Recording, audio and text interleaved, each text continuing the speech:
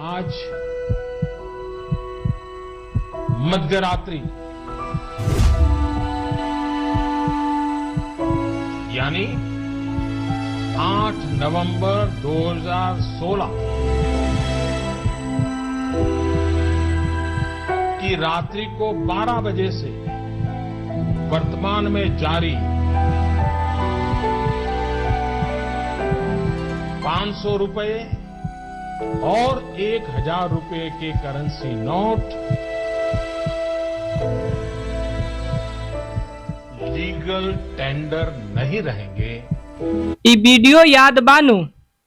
अगर याद बा और 2000 के नोट बा तो ई रउआ लोग खाती वीडियो बड़ुए। अगर आपके भी पास बड़ुए 2000 के नोट तो ई खबर आपके जरूर देखे के चाही।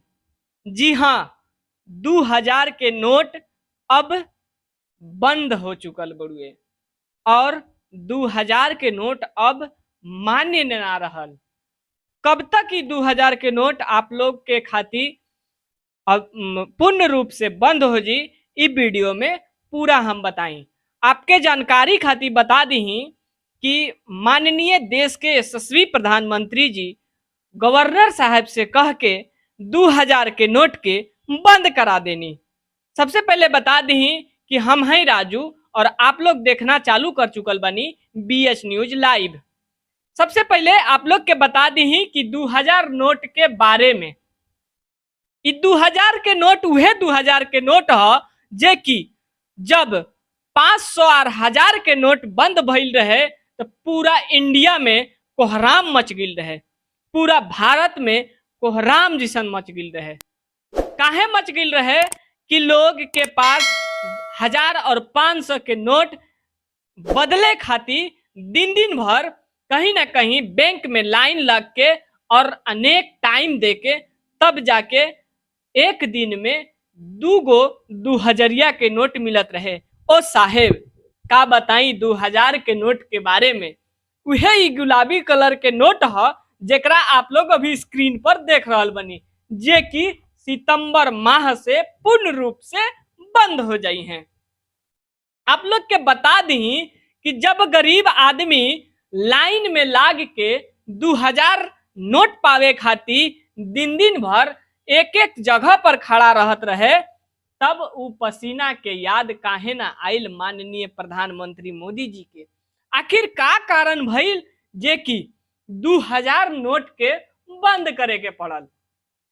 आई हम लोग एक बारे में विस्तार रूप से जान ली। उहे नोट गुलाबी कलर वाला जेकरा पावे खातिर गरीब लोग देख रहल बनी 2000 के धैर्य रूप से दिन दिन भर लाइन लाग के एकरा के पवलस और आज ई नोट अब बंद होखे वाला बड़ुए, बंद के कगार पे आ गई बड़ुए।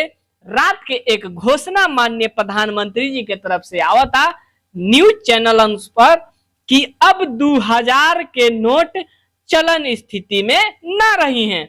यानी कि आप भी अगर गरीब बानी कहीं छुपा के कोनो परिस्थिति खातिर 2000 के नोट 4 गो 5 गो धैले बानी तो ओकरा लेके अब दौड़ जानी बैंक के तरफ। ई हमनी की कहत भैया, हमरा पर ब्लेम ना डालम। ई माननीय यशस्वी प्रधानमंत्री माननीय प्रधानमंत्री मोदी जी बोलनी है। काहे जानतनी?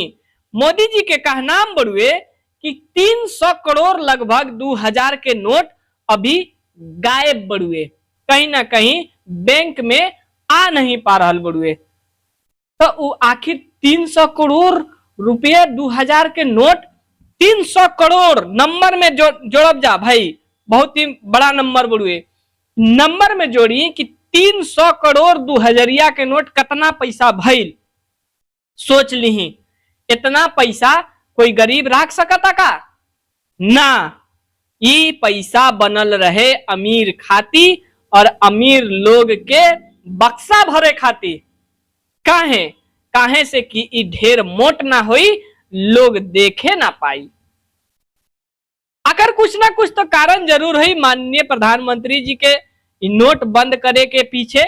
ये सब बाद के बात बड़ुए, लेकिन आप लोग के बता दी कि आप लोग पैनिक ना हो कि जिनका पास 2000 के नोट बड़ुए, गरीब व्यक्ति अमीर व्यक्ति वीडियो देखा तनी तो अभी चल जाई, काहे से कि रउआ लोग के पास तो भैया अनेक तरीका से साधन बढ़ुए, बैंक में राउर आदमी, हर जगह राउर आदमी केनियो 2-4 हजार बेसी दे के फट से बदलवा ले।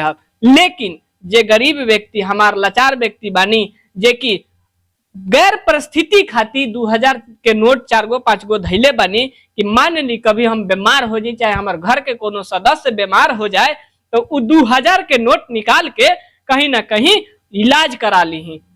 तो वही गरीब व्यक्ति खातिर ई वीडियो बढ़ुए। तो आप लोग पैनिक ना होके, नोट जे बढ़ुए आप लोग अपन नजदीकी SBI या फिर जे भी आप लोग के पास बैंक खाता बढ़ुए वहां जाई और बदलवा ली।